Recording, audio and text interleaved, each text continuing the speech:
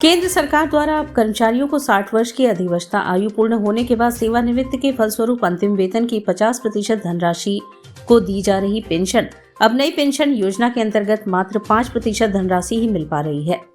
जो जीविकोपार्जन के लिए बहुत ही कम है। इस कारण पुरानी पेंशन की बहाली की मांग की जा रही है। उक्त बातें पुरानी पेंशन बहाली संयुक्त मंच के जिला संयोजक व जिलाध्यक्ष राज्य कर्मचारी संयुक्त परिषद के शशिकांत श्रीवास्तव ने मंच के चल रहे 4 दिवसीय क्रमिक भूख उपवास धरना कार्यक्रम के तीसरे दिन पुलिस लाइन स्थित जिला बेसिक शिक्षा अधिकारी कार्यालय के समक्ष चल रहे धरने में बताया। धरने की अध्यक्षता कर रहे मंडल मंत्री ने कहा कि विगत 10 वर्षों से जनपद से लेकर रामलीला मैदान नई दिल्ली तक रैली धरना प्रदर्शन कर सरकार का ध्यान आकृष्ट करने के बावजूद पुरानी पेंशन बहाल न किया जाना सरकार की हठधर्मिता है। वहीं धरना को संबोधित करते हुए मंडल अध्यक्ष दिवाकर द्विवेदी ने कहा कि पुरानी पेंशन व्यवस्था वर्ष 1982 से सर्वोच्च न्यायालय द्वारा दिए गए निर्णय के क्रम में कर्मचारियों को पूरे देश में मिलती रही है, जिसमें सुविधा में कोई बढ़ोतरी नहीं की गई बल्कि वृद्धा काल में कटौती की जाना दुर्भाग्यपूर्ण है।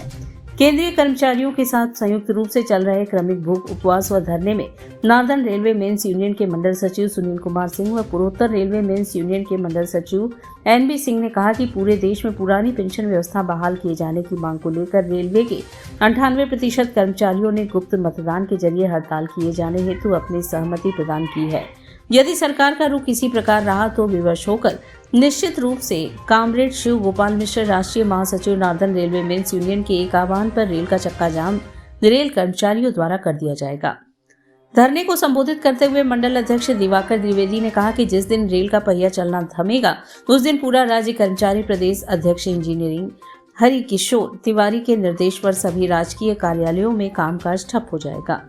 शिक्षक संघ ने कहा कि सरकार के रुख में परिवर्तन न होने के कारण सभी कर्मचारी अधिकारी शिक्षक आक्रोशित हैं। निश्चित यह आक्रोश जिस दिन जन सैलाब बनकर सड़कों पर उतरकर कामकाज ठप कर देगा उस दिन आम जनमानस को बहुत परेशानी होगी। उसके लिए सरकार जिम्मेदार होगी और उसका प्रतिकूल प्रभाव आने वाले लोकसभा चुनाव सरकार को देखना पड़ सकता है।